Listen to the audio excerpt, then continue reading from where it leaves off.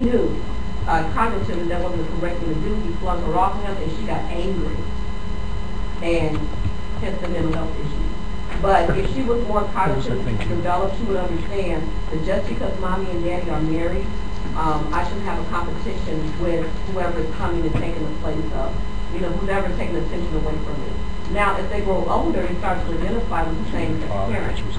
They start to want to model their mother's behavior. She's nurturing in the kitchen. You'll notice that little girl starts to kind of model the parents walking around, wanting to dress, wear fingernail polish, very feminine. Whereas the boy starts to model the father in those more traditional roles, going out, fixing the yard, being very protective of the females in the family. What happens when the dad's not there? What happens when the dad's not there? Yeah, because I was raised primarily by my mom. My dad was never there, and I turned out normal. Oh yeah. From what you're talking about, in the sense that I'm. This would a Freudian concept tend to apply to when there's a male and female model or gender identity within the family. But keep in mind too that it doesn't necessarily need to be in the family. They can be outside the family and be a great influence. So you can have a male influence in your life. But my suspicion is that it's not going to be as deeply used in a single-parent household as it is in a two-parent household. So electric and an Oedipus complex does not happen to everyone. Freudian principles should not be applied or generalized. They are just good examples of how we develop our abilities. Any more comments on transgendered? No? Anyone think that we should just let a child grow up and be whoever they want to be? Yeah. I do. Okay, so we got folks over here. What do you think, Sam? I understand that they can't make the decision, but I mean when they can make the decision, I feel like that they should be able to, and you should let them make that decision. You shouldn't judge them because of what they chose. I mean, ultimately it is their life. You're there to guide them through it. But I mean, it's their decision. Yeah. Okay. So we got that opinion. You have an opinion? I totally agree with you. You agree with that? Yeah. You agree with that? Yes, ma'am. Well, okay, I agree with that we should let the child make the decision, but think about how old they have to be to start making that decision, maybe from 12 and older.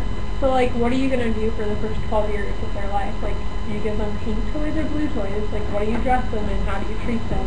What color, how's their hair and stuff like that. Right. It's really complicated. Yeah, so in essence, what we're doing as parents, we're instructing our children, but there's a fine line, because if you know if your child's unhappy being a little boy and want to be a little girl, do we let their hair grow long? What do we do? Yes, do you have something to say, Jim? No, I'm raising my hand for her. Yes, ma'am. Well, I think you should inform your child of both sides. Inform them of, if you wear the girl clothes, if you let your hair grow, this is the results of it. If you wear boy clothes, and if you cut your hair like a boy, this is going to be the results of it. I get that they can't mentally understand it, but still, if you inform them of both decisions, like I said, it should be their choice. So aren't you teaching them prejudice though if you do that? For example, what you're saying, Sam, is you should say, you want to be a little girl, but you were born a little boy.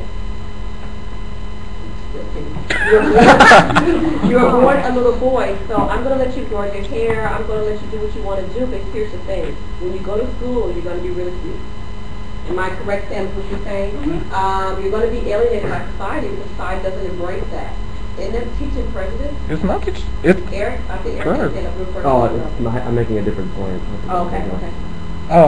I'd say it's not teaching prejudice because that's what school is she going, or that little kid going to go to, that they will not be ridiculed or prejudiced if the kids find out that they used to be a boy or they used to be a girl. The kids are going to be like, what? Because they've never experienced something like that, especially if they do it at a really young age. The most they've seen of that is on TV, and then that probably freaks them out, and they turn and are just like, okay, don't want to deal with that. And when it's right there in their face, they're going to be like, what in the world? Okay. Yes, ma'am? I don't think that would be teaching them the opposite. We would be teaching them to be accepting of other people who are different. Sometimes they would hopefully realize that people can't always decide. There's no clear cut, you're a girl, you're a boy. There's no clear cut answer. It's just there's no clear cut, I like girls, I like boys, whatever. Right. Yeah. You like that? Yeah. I'm just going on here. That's good. That sounds real good. And yes, Eric. Eric has a different point, right? You're saying that we should keep in mind, like, when a child gets old enough, they should make that decision whether or not to be a boy or a girl. But when do they arrive at that sense of perception to decide if they're that young?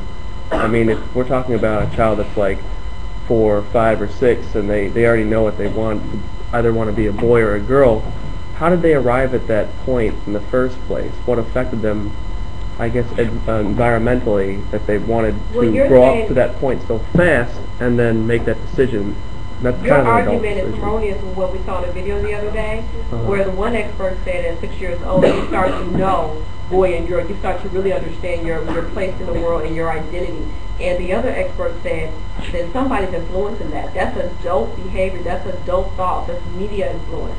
Uh-huh. Okay. Yeah, because, I mean, if they want to make the decision, they're already starting to understand where they're going to go on that. They have a sense and idea of where they're going, but they also have a lot of growing up still to do. They still Right. have other factors to go through, like puberty and, I don't know, just It's adult. tricky. Yeah. It's tricky because So- if you were a parent, I mean, none of us in here are parents, are we? Got any kids babies anywhere? They're like, I'm not a kid. Yeah, real quick, I mean, I said this morning to my significant other because he calls me at 6 in the morning like we were going to have this really adult conversation that we do every morning. But he said, well, you know, I want to support my child, but then what if you're a parent of a child that wants to be transgendered and you know how society is, and you're not, and it's not relating to homosexuality because transgender children are not always homosexual, you see. So, what do we do? I mean, what do we do? Jen, you had a comment? No, I'm not on that. No, we're going with your previous Oh, I was gonna say that I think that kids, like, they'll know by like 6 or 7 or whatever age, but really I think, you know, they also think when they're 6 or 7 that they want to be like a firefighter. Right. So I think it's all kind of the same thing. They just Yeah, learn false sense of identity. from influences around them, like what they want to be and what to do. Yeah, the guy on TV said he wanted to be a horse. Yeah, I- kind of what appeals to the child at Yeah. that point in time. It's just many different. You know what, Eric, I tend to believe that it's about appeal because if you are growing up in an environment where you have sisters and your little boy wants to be a little girl, I mean, fingernail polish is just more fun sometimes than a dress. I mean, we get to do everything. We get to curl our hair, roller set it, do whatever, put some ice shadow on. You can It do- just may be more appealing at that point. Yes, from there, I think that the parents and the other thing has a lot more just to do with the parents. I mean, because if you're able to know that you want to do that through their life, you really need to be around your parents for the rest of the 12 years to do that thing. I mean, at that point, your parents can talk to you and tell you what is and what isn't. And that needs to be handled. I mean, I think there's a certain point that needs to be a law. And that law is what the parents say. So if your parents are like, oh, well, that's okay, that's what you do, acceptable, that's fine. So I'm saying that you're a boy, and as long as you're here, you're a boy, you're going to grow up as a boy, you're going to look as a boy, and you're going to grow back, and that's what it's going to be, because you're going to be the wrong way of thinking. Yeah, he is. Okay, so as far as that, you know, parents should guide children. A couple more comments and we'll move I forward. don't agree with them at all. I'm sorry. I But, love it! like, you know, I guess I don't really know where I stand on the whole raising your child thing, but making the child go against something that they really feel, like, it's so hazardous to their mental health when they grow up. Like, because then they get so out of touch with what they really want in life, even down to simple, like, well, I don't want this because this makes me feel sad, or I don't know what I want in life. They can't make decisions for themselves because other people have always been